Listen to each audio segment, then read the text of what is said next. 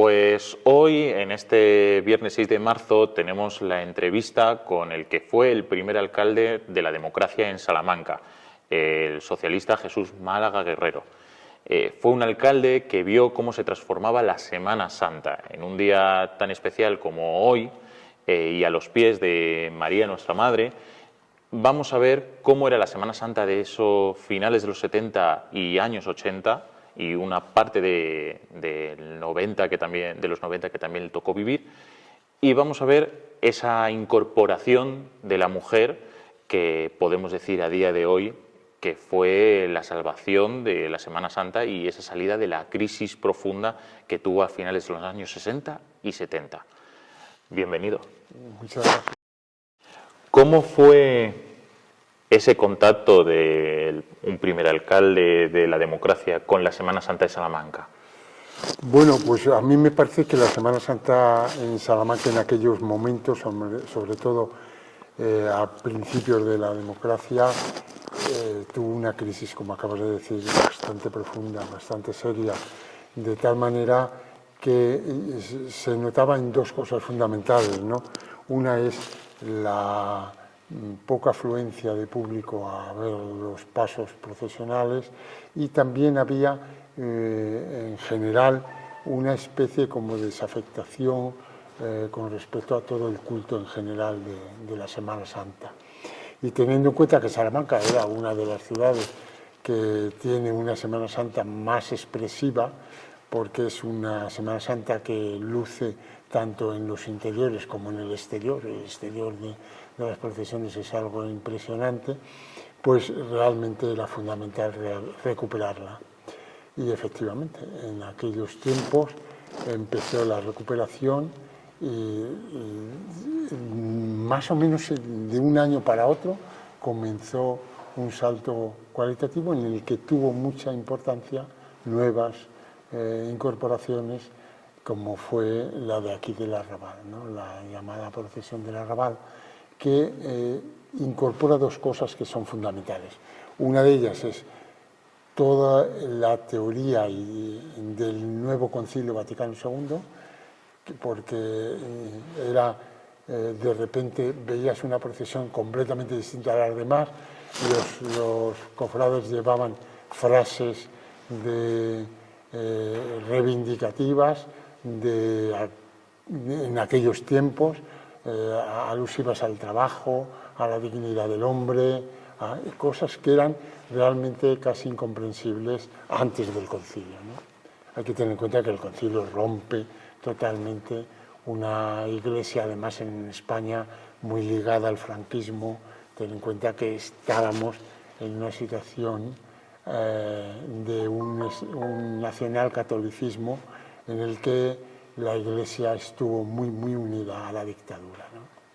Es verdad que tenemos los dos booms de la Semana Santa, vamos a hacer los dos momentos de mayor crecimiento, que se dan uno en los años 40, después de la Guerra Civil y ese nacionalcatolicismo, y luego en los años finales de los 70 y sobre todo en los 80, aunque se adelanta Amor y Paz, la hermandad en la que estamos hoy aquí, en su sede canónica, con esa nueva expresión completamente diferente a la que podría haber sido a la de los años 40, y que muchas de esas cofradías se acabaron adaptando a ese concilio.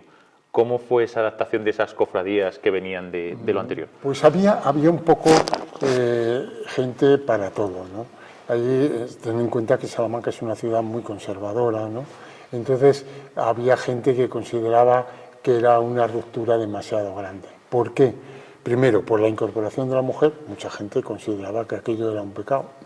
Segundo, la cara descubierta, es decir, de repente el cofrade se le podía ver e identificar, por eso era más identificable el caso de las mujeres. Y después había un tercer aspecto importante, que era la toma de algunas nuevas cofradías por gente muy joven, además de un cristianismo y de un catolicismo avanzado, muy conciliar, que no era comprendido por la gente que no llegó a comprender el concilio. La frase que entre los salmantinos había cuando se estaba desarrollando el concilio era nos quitan la religión, ¿no? Porque no se entendía que había que dar un cambio. Yo creo que Juan XXIII es un papa que acierta netamente de que había que poner en la Iglesia el siglo XX o el XXI que venía, ¿no? En unos 4 años de la muerte de Franco, se funda la Hermandad del Amor y de la Paz. Comentabas antes esos carteles, es casi una manifestación, en este caso, una manifestación de fe llevada realmente a lo que era, y que llegaron a estar detenidos algunos de la Junta de Gobierno de la Hermandad del Amor y de la Paz en un momento en el que la propia hermandad se adelantó a un país porque le dio la igualdad en derechos cuando no lo tenían a nivel legal. Dentro de unos días tengo yo una intervención en el casino sobre la transición en Salamanca. Y una de las cosas que tenía en el debe y que sigue teniendo en el debe la Iglesia es que es una institución en el que ha maltratado a la mujer.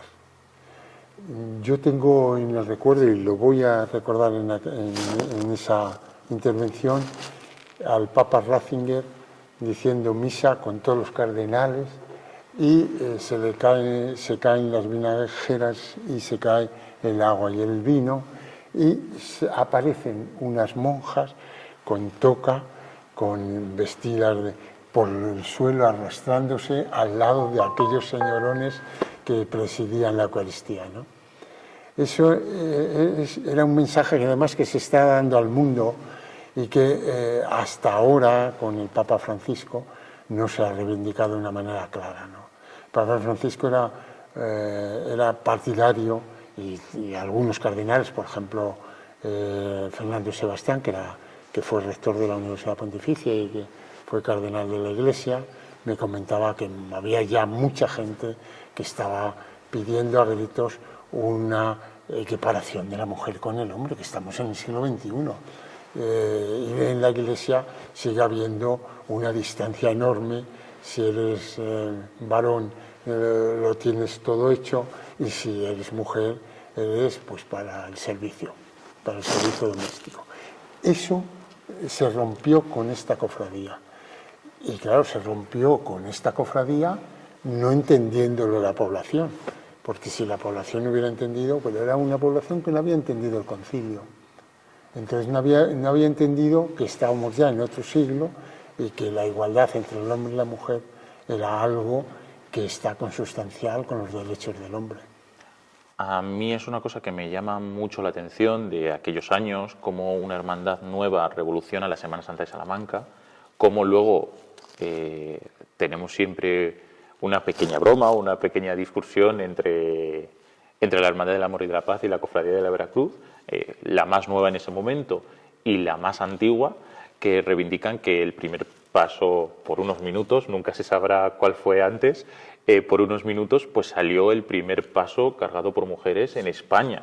O sea, esa reivindicación es que la cofradía más antigua de la ciudad fuera impulsada o fuera renovada por la más joven, supone un cambio total. Un cambio total, pero claro, un cambio total en una ciudad muy conservadora, porque si esto hubiera sido en una ciudad como Barcelona, pues yo te hubiera dicho que hubiera habido menos problema, pero aquí sí, aquí hubo cierta contestación y claro, si me estás contando, yo desconocía que habían detenido a algunos miembros de la cofradía, si me estás contando que la propia dictadura, sus últimos estertores, reaccionó de aquella forma, está suponiendo que efectivamente no llegó a entenderse y la sociedad, sin embargo, entendió la estética de esa cofradía.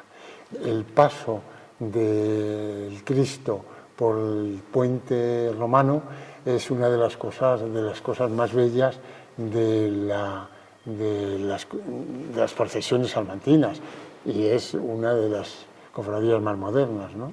Bueno, vamos a ese ayuntamiento de los años, 1979, en junio de 1979. El primer ayuntamiento. El primer año de ese ayuntamiento democrático, ese primer contacto como alcalde de la ciudad con la Semana Santa, ¿cómo es? Yo normalmente había sido cofrade, o sea, por lo tanto la conocía bien, ¿no? O sea, no tenía ningún problema, y después tuve una relación muy estrecha con el perdón, ¿no? De tal manera que yo creo que en la Semana Santa, los salmantinos de pequeños, tenemos una relación, si quieres, sentimental, ¿no? Tú imagínate lo que era para nosotros. Yo vivía en el centro de la ciudad, en la calle El Prado, por allí pasaban prácticamente todas las procesiones, estaba al lado de la calle de la Compañía, por lo tanto, para nosotros la Semana Santa era, para todos los chicos del barrio, era prácticamente la gran fiesta, ¿no? Entonces íbamos a ver prácticamente todas las procesiones, incluso las de madrugada, que a veces nos costaba tener que vencer un sueño fuerte, siendo tan pequeños, ¿no? Por eso te digo que mi contacto con las Semana Santa fue muy grande, de tal manera que yo creo que la Semana Santa en mis años de alcaldía tuvo un relieve importante, incluso es verdad que fue posterior a mis años de alcaldía el reconocimiento internacional, pero el reconocimiento en España como bien de interés cultural fue durante mi mandato. Esa fiesta, una de las 6 primeras de España, de las 6 Semanas Santas de España que consigue la fiesta de interés turístico internacional, lógicamente desde los años 80 se empieza a trabajar primero en el regional y luego el nacional, y lleva ahí pues, un periodo de trabajo que hasta el año 2002-2003 no culmina. ¿Crees que Salamanca ha reivindicado suficientemente su Semana Santa? Porque hablamos un poco de que hablabas del perdón y quizás es la única hermandad que tiene una plaza. Es verdad que últimamente pues hemos tenido la placa en la calle Jesús de Óscar, del hermano mayor de la Archicofradía del Rosario, pero no tenemos en otras ciudades, como puede ser Sevilla o como puede ser Zamora, el callejero está más repleto de homenajes a su Semana Santa. Pero te voy a contar que a mí me parece que los salmantinos deben de conocerlo. Vamos a ver, la ciudad ha sido muy desagradecida con todos los que han engrandecido la ciudad. ¿Por qué? Porque es que esta ciudad ha tenido siempre de sobra para presentar. Es decir, por ejemplo, tú vas a ver cuál es la ciudad más importante en la literatura española y es Salamanca. Es Salamanca. Pero claro, es Salamanca porque don Jerónimo, el obispo que viene de Valencia con el Cid Campeador, se sabe más o menos que fue uno de los que escribe el poema del Mio Cid. La picaresca nace aquí con el Lazarillo, la Celestina nace aquí, o sea, todo. Vas recorriendo todo el siglo de oro y todos han estado en Salamanca, han pasado por Salamanca, han escrito sobre Salamanca. Entonces, vas a la música y tienes a Salinas, tienes a Vivanco, tienes a Doyagüe, tienes a Bretón, tienes a Gombau. Es decir, el salmantino está acostumbrado a que de todo tiene muchísimo, pero lo mismo te estoy hablando de la música y de la literatura, pero te estoy hablando de la arquitectura, de la pintura, es decir, de todo. ¿Y qué ocurre? Pues que normalmente llega a tener un poco de desidia de cumplir, que debíamos de cumplir, con los que han engrandecido esta ciudad. Os pongo un ejemplo que a mí me parece fundamental entenderlo. Se va a entender muy bien. ¿Cómo es posible que esta ciudad no tenga un monumento a los 2 personajes más importantes de la ciudad, que son los que hicieron posible que se instituyera la Universidad de Salamanca. El rey que le instituye no tenía ni medallón, o sea, nada. O sea, lo teníamos ahí olvidado. Y el Papa, nada menos, que hace que Salamanca sea una ciudad internacional desde el punto de vista universitario, no se le tiene absolutamente nada. ¿Tú te crees que se puede tener tal desidia? ¿Cómo es posible que por aquí pasara Calderón de la Barca y nadie... Bueno, hay una callecita, pero no hay una escultura, algo que recuerde una plaza. O por ejemplo, Juan de la Encina. El teatro español nace aquí en Salamanca. Y dime Juan de la Encina porque tiene un teatro de la universidad, pero quitando eso, efectivamente. Entonces, ¿cuál es la queja que yo veo? Pues mira, yo veo la queja en que los salmantinos han tenido tanto, que bueno, ya están aburridos de tener tanto eso. Fíjate, por ejemplo, cuando yo era alcalde, había un personaje que es clave en la lengua española, que es Elio Antonio de Nebrija. Bueno, pues Elio Antonio de Nebrija no tenía nada. Entonces, yo hablé con los dos rectores de las universidades, hablé con la Diputación y dije, bueno, vamos a construirle, es un precioso monumento que hay en el barrio antiguo, hecho además por el mismo que hizo el Unamuno, ¿no? Entonces, realmente, ¿cómo es posible? Bueno, cualquier ciudad estaría poniendo no solo monumentos y calles y todo, si hubiera tenido un Elio Antonio de Nebrija, ¿no? Nada menos el que consagra la literatura, la gramática española, es del español. Sí. Pues así tenemos todo. Pues figúrate la Semana Santa, todo, quitando el lunes de aguas, que eso nos ha tocado, todo lo demás prácticamente el salmantino se olvida. Quizá vemos mucho lo que hay fuera y lo bueno de fuera y no vemos la grandiosidad de una ciudad como Salamanca, de lo que tiene y lo que ha sido y lo que puede ser también. A mí me invitan mucho a dar conferencias y charlas y al final los riño mucho a los salmantinos, porque es verdad que tenemos que reñirnos. No hemos ido y no hemos sabido explotar la cantidad de ciencia y de personas inteligentes que hemos tenido, ¿no? Es que esto ha sido un maná, ¿eh? Quizá con ese haber para las instituciones actuales, es verdad que tenemos esa calle Calderón de la Barca muy Semana Santera, porque pasa la mayoría de cofradías por ahí, pero es verdad que no damos la importancia a nuestros personajes, a las personas que han tenido esa capacidad de poner a Salamanca en el mapa a nivel histórico y hacerla un poco más grande. Dime cuánta gente sabe dónde vivió Calderón de la Barca en Salamanca, la casa. Pues yo creo que muy poquitos. Sí, bueno, que a Unamuno lo tenemos un poco más fresco, pero a Calderón de la Barca lo tenemos muy... Con Unamuno sí se ha cumplido, relativamente, sí. Pero en general, de verdad, Salamanca ha tenido, tenemos la suerte de ser los primeros en un montón de cosas. Y, pues bueno. Antes de cámaras me comentabas hoy estamos en la iglesia vieja del Arrabal, sí.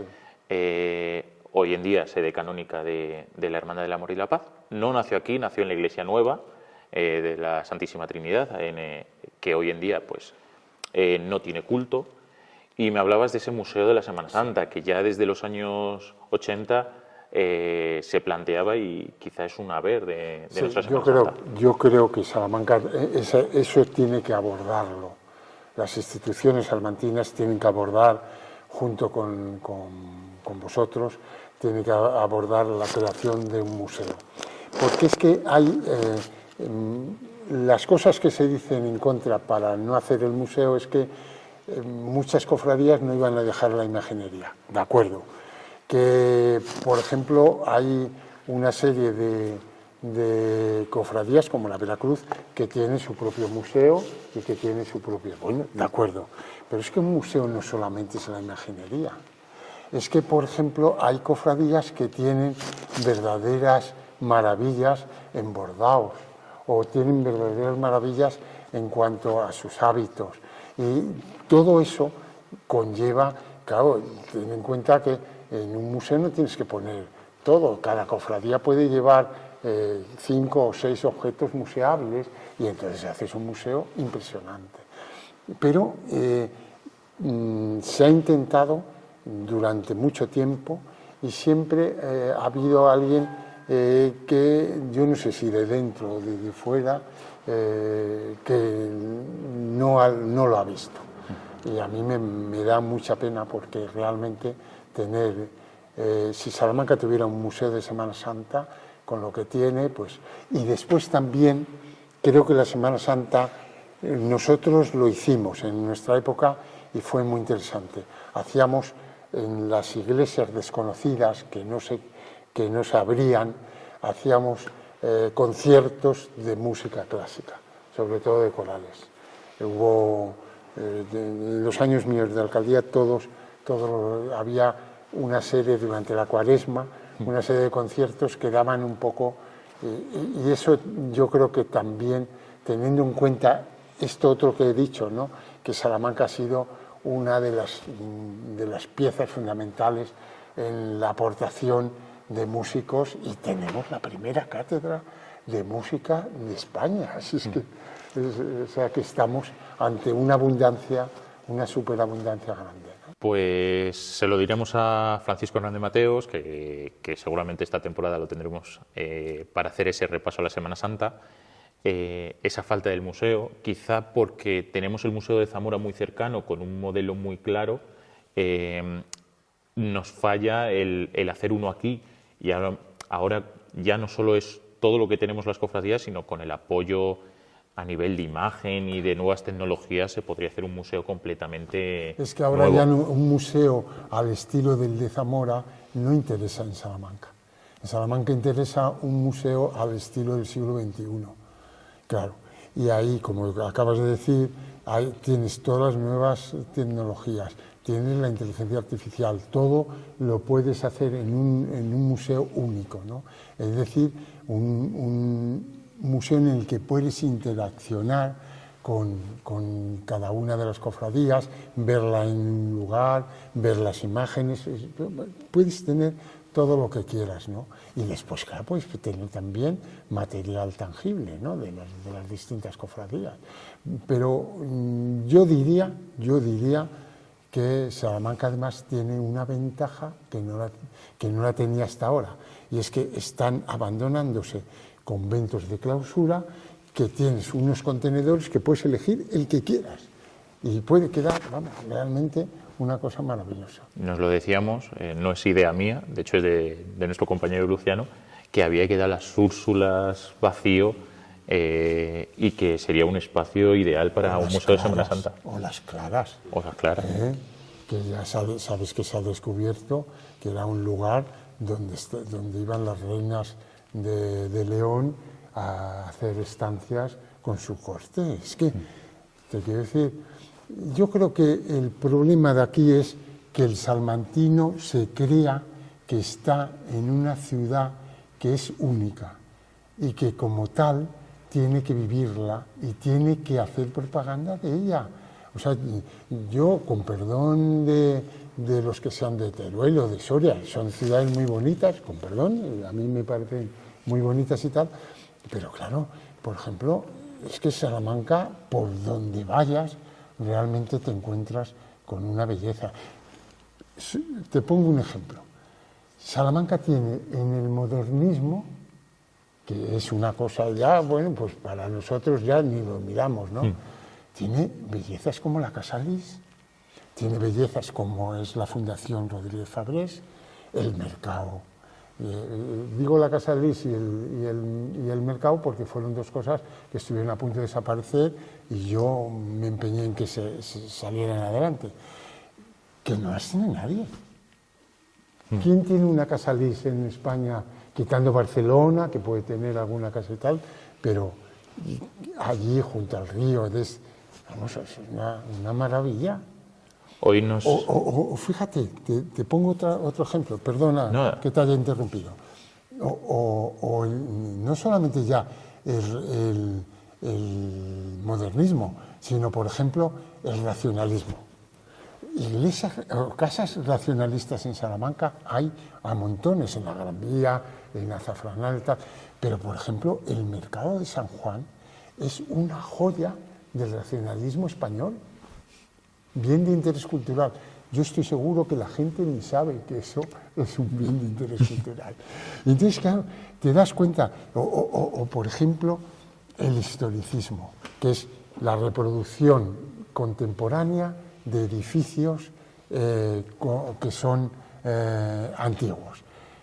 La Bella Tapada, ¿no? La Linda Tapada es un ejemplo maravilloso del propio Monterrey. O el cuartel no es de infantería, es el de ingenieros, el de ingenieros, que la es Roquia. la representación de Monterrey, ¿no? Que es que te digo que picas por donde piques, encuentras bellezas únicas, ¿no?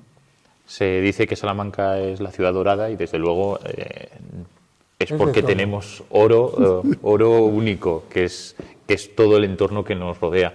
Pues con una Salamanca única nos vamos a ir, con una Semana Santa única también, y en una sede de una hermandad única también nos vamos a despedir, pero antes, pues como no podía ser de otra manera, vamos a hacer la entrega de la taza oficial muchas gracias. del Muy programa. Agradecido.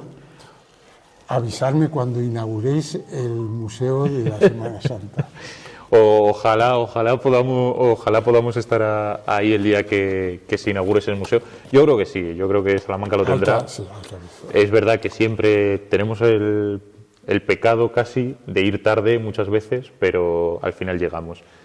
Y pues muchas gracias por acompañarnos, ha sido un verdadero placer. A vosotros. Y nos vemos en la siguiente entrevista.